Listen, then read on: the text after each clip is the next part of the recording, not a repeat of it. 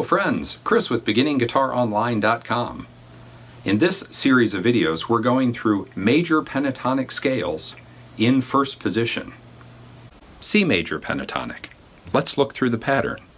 Third finger, open fourth, second finger, open third, second finger, first finger, and then back down. Let's play through it together. 1, 2, 3, 4.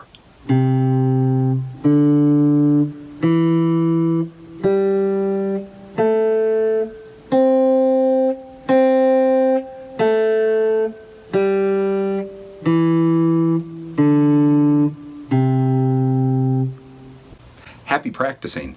As you continue to be more comfortable with these pentatonic patterns, you'll notice how they're found in some of your favorite songs and some of the greatest songs of all time. A well-developed set of pentatonic patterns is one of the most useful tools any guitarist can have in their toolbox.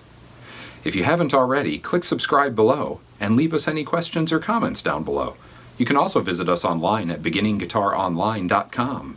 While you're there, sign up for the Woodshed newsletter. We gather educational guitar content from around the web and deliver it right to your inbox.